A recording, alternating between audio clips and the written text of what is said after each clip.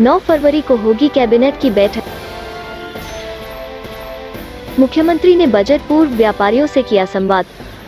केंद्र सरकार वापस ले तीनों कृषि कानून, वापस पाए आईपीएस मनीष अग्रवाल को न्यायिक अभिरक्षा में भेजा। कांग्रेस आईटी सेल का नया रोडमैप तैयार। नमस्कार, आप जुड़े हुए हैं राजस्थान के सबसे बड़े Dainik Navjyoti digital news network से। जयपुर में आज क्या कुछ हुआ, आप देखिए हमारे साथ। जी हां, समाचार वही जो आप देखना चाहे। मुख्यमंत्री अशोक गहलोत की अध्यक्षता में 9 फरवरी को कैबिनेट की बैठक होगी। इससे पहले कैबिनेट की बैठक 2 बार स्थगित कर दी गई थी।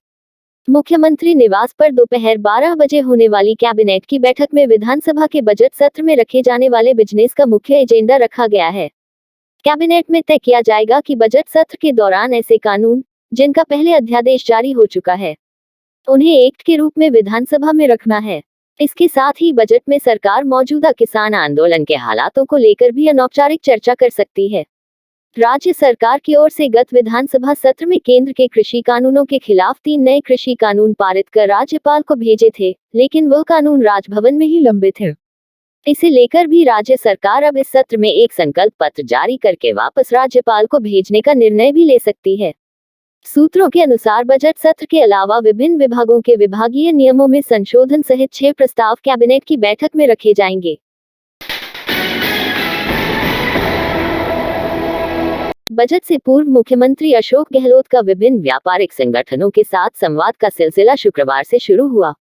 पहले दिन राज्य स्तरीय कर परामर्शदात्री समिति की बैठक में मुख्यमंत्री ने विभिन्न औद्योगिक एवं व्यापारिक संगठनों के साथ चर्चा की। इसके बाद मुख्यमंत्री ने युवा, महिला, प्रोफेशनल एवं प्रतिभाशाली छात्रों के प्रतिनिधियों के साथ बजट को लेकर चर्चा की और सुझाव लिए।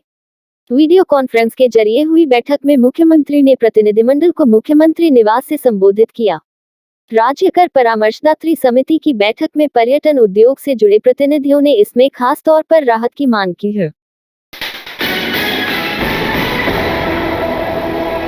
पूर्व डिप्टी सीएम सचिन पायलट ने कृषि कानूनों को लेकर केंद्र सरकार पर निशाना साधते हुए कहा कि केंद्र को किसान हित में यह कानून वापस लेने चाहिए। बस्सी में मीडिया से बात करते हुए पायलट ने कहा कि लॉकडाउन में जब सभी कामकाज ठप थे, किसानों ने अपना काम जारी रखा, इसी वजह से आज गोदाम भरे हुए हैं। सरहद पर बैठे जवान भी किसानों के पुत्र हैं और ऐसे में किसान जवान को आमने सामने कर देना उचित नहीं है। किसानों की मांग पर सरकार को संवेदनशीलता से विचार करना चाहिए। जब कृषि कानून पर देश के समूचे किसान, राजनीतिक पार्टियां और कई सामाजिक संगठन मांग उठा रहे हैं तो सरकार को गंभीरता से विचार करना चाहिए। दिल्ली बॉर्डर पर बैठे किसानों को आतंकवादी और नक्सलवादी कहना किसी तरह उचित नहीं है। पूरे देश में लोग किसानों के पक्ष में सामने आ रहे हैं। हर भारतीय चाहता है कि यह तीनों कृषि कानून वापस हो। एसीबी मामलों की विशेष अदालत क्रम 1 ने हाईवे कंपनी से रिश्वत के मामले में गिरफ्तार दौसा के तत्कालीन एसपी मनीष अग्रवाल को 17 फरवरी न्यायिक अभिरक्षा में भेज दिया है। 2 दिन की पुलिस अभिरक्षा समाप्त होने के बाद एसीबी की ओर से सुरक्षा के बीच आरोपी आईपीएस को कोर्ट में पेश किया गया। एसीबी में कोर्ट को कहा कि आरोपी से पूछताछ पूरी कर ली गई है, ऐसे में उसे अब जेल भेज दिया जाए। इस पर कोर्ट ने आरोपी को जेल भेजने के आदेश दिए। वहीं आरोपी की ओर से जमानत अर्जी पेश की गई, जिस पर अदालत बाद में सुनवाई करेगी। भाजपा के आईटी सेल से मुकाबला करने और आमजन तक अधिक से अधिक पहुंच बनाने के लिए प्रदेश कांग्रेस अपने आईटी सेल को और मजबूती देने में जुटी है। प्रदेश कांग्रेस अध्यक्ष गोविंद डोटासरा ने कांग्रेस आईटी सेल के पुनर्गठन को लेकर नया रोडमैप तैयार कर लिया है। आईटी सेल में बुद्धिजीवियों, लेखकों, आईटी एक्सपर्ट और सोशल मीडिया के विद्वानों को जोड़ा जा रहा है। आईटी सेल के कामकाज को लेकर पीसीसी में बैठक भी हो चुकी है, जिसमें जयपुर, सीकर, चूरू और दौसा के कांग्रेस आईटी सेल के कार्यकर्ताओं को नए सिरे से कामकाज करने को कहा गया है। सोशल मीडिया पर कांग्रेस नेताओं का इतिहास, आजादी के आंदोलन में कांग्रेस का योगदान, देश के विकास में कांग्रेस सरकारों का योगदान, विचारधारा, रीति, नीति और सिद्धांतों का प्रचार प्रसार किया जाएगा, जिससे लोगों तक कांग्रेस के बारे में सही जानकारी पहुंच सके।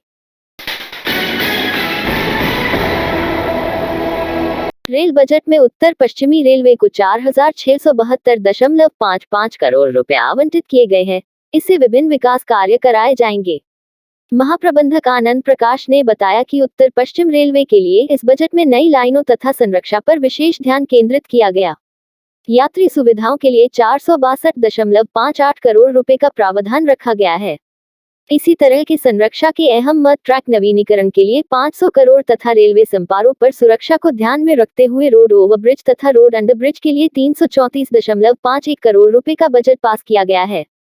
इसके अतिरिक्त निर्माण कार्य जिनमें नई लाइनें, आमान परिवर्तन के लिए कार्य जो प्रगति पर हैं, उनके लिए भी उपयुक्त बजट का प्रावधान किया गया है। राजधानी जयपुर में जैन मंदिर अब बदमाशों के निशाने पर है। इस बार बदमाशों ने टोंक रोड पर महावीर नगर स्थित दिगंबर जैन मंदिर को निशाना बनाया है, जहां सुबह करीब 3:15 बजे हथियारों से लैस बदमाश मंदिर में घुसे और मंदिर परिसर में सो रहे सुरक्षा गार्ड और एक सेवादार को बंधक बनाया। इसके बाद बदमाशों ने सेवादार से चाबी छीनकर मंदिर से भगवान पार्श्वनाथ सहित अष्टधातु की 4 प्राचीन मूर्तियां और चांदी का सिंहासन लेकर फरार हो गए। मंदिर कमेटी की सूचना पर बजाज नगर थाना पुलिस मौके पर पहुंची और मामले की जांच शुरू की। पुलिस ने बदमाशों को पकड़ने के लिए इलाके में लगे तमाम सीसीटीवी कैमरे खंगाले हैं।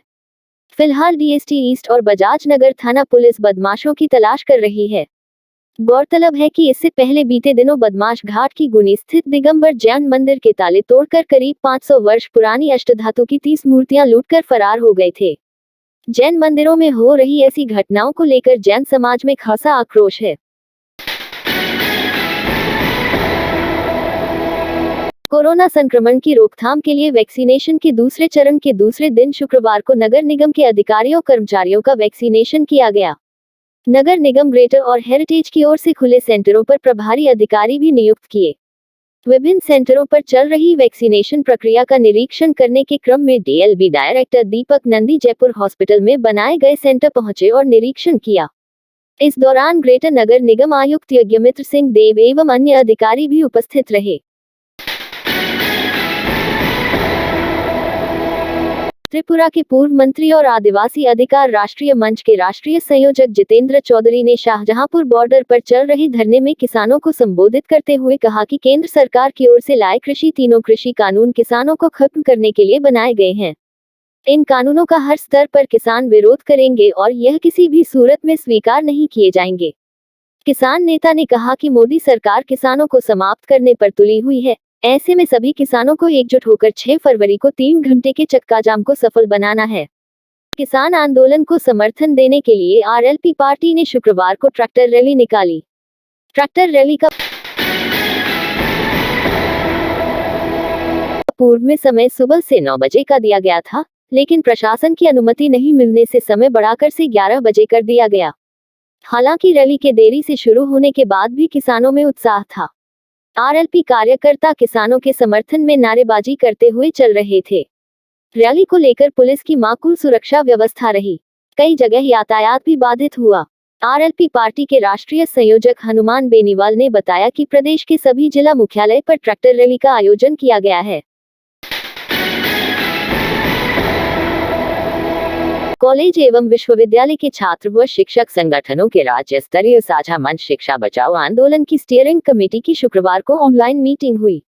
मंच ने वित्तीय वर्ष 2021-22 के केंद्रीय बजट में शिक्षा के लिए आवंटित बजट में कटौती का पुरजोर विरोध किया और केंद्र सरकार से कटौती को तुरंत वापस लेने की मांग की। मंच के प्रदेश संयोजक व राजस्थान विश्वविद्यालय एवं महाविद्यालय शिक्षक संघ के प्रांतीय संयुक्त सचिव रमेश बैरवा ने कहा कि शिक्षा के बजट में कटौती से समतामूलक, समावेशी एवं गुणवत्तापूर्ण शिक्षा का राष्ट्रीय लक्ष्य कमजोर होगा।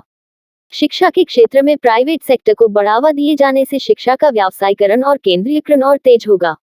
ऐसे में कटौती को तुरंत वापस लिया जाए, अन्यथा मजबूरन आंदोलन का रास्ता अपनाना पड़ेगा।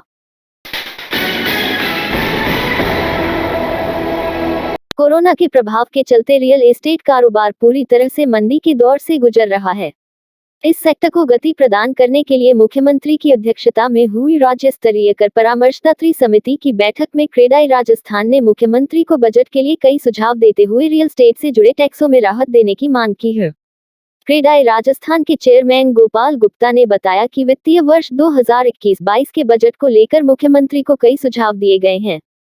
इसमें मुख्य तौर पर बहुमंजिला परिसरों में निर्मित इकाइयों के विक्रय पत्रों के पंजीयन पर 4% मुद्रांक शुल्क लिए जाने बाबत, अफोर्डेबल हाउसिंग पॉलिसी के अंतर्गत निर्मित आवासों पर देय मुद्रांक शुल्क पूर्व की तरह किए जाने, पंजीयन शुल्क की अधिकतम सीमा 2 लाख रुपए निर्धारित करने, विक्रय अनुबंध के पंजीयन पर देय पंजीयन शुल्क का समायोजन कर 3 वर्ष की बजाय 5 वर्ष करने, होटलों को बार लाइसेंस प्रदान करने, स्टोन की वैधता न्यूनतम 1 वर्ष करने, व्यावसायिक परिसरों की डीएलसी दरों के निर्धारण बाबत, किराएनामे लीज डीड पर स्टाम्प शुल्क, संपत्ति की मार्केट वैल्यू के बजाय किराए की राशि पर वसूल करने के संबंध में डीएलसी दरों के निर्धारण को पारदर्शी बनाने की मांग की गई है।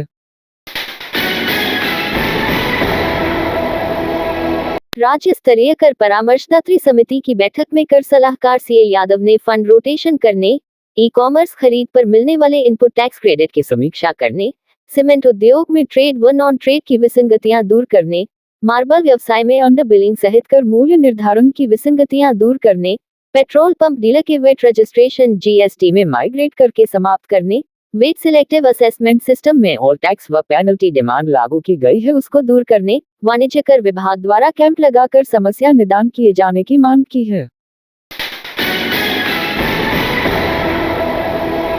राज्य स्तरीय कर परामर्शदात्री समिति की बैठक में फोर्टी कार्यकारी अध्यक्ष अरुण अग्रवाल ने कहा कि एंट्री टैक्स व एंटरटेनमेंट टैक्स को एमनेस्टी स्कीम में शामिल किया जाए। महाराष्ट्र की तर्ज पर ई वे बिल की लिमिट बढ़ाकर 1 लाख की जाए। पार्टनरशिप उद्योग में जो स्टॉम्प ड्यूटी एक बार लगाई जाती है वो हर बार पार्टनरशिप बदलने पर अलग अलग बार नहीं लगाई जाए। उद्योगों का बढ़ाया हुआ फिक्स बिजली चार्ज घटाया जाए, पहले जैसा ही फिक्स चार्ज रखा जाए। जलदाय मंत्री डॉक्टर बी.डी. कल्ला शुक्रवार को जयपुर में शासन सचिवालय में प्रदेश में जल जीवन मिशन तथा अन्य मेजर प्रोजेक्ट्स की वीडियो कॉन्फ्रेंसिंग के माध्यम से समीक्षा करते हुए बैठक में अतिरिक्त मुख्य सचिव सुधांश पंत और जलदाय विभाग के वरिष्ठ अधिकारी शासन सचिवालय के वीसी कक्ष में मौजूद रहे। जलदाय विभाग के जिला एवं खंड स्तर के अन्य अधिकारी सभी जिलों में स्थापित एनआईसी केंद्रों के माध्यम से जुड़े।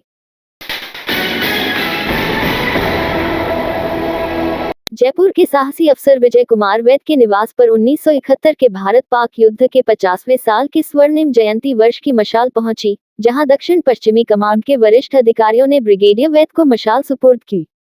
ब्रिगेडियर वैद को इसके बाद कमान की तरफ से major general Rajendra Roy GOC 61 independent sub area ने प्रशस्ति पत्र देकर सम्मानित किया।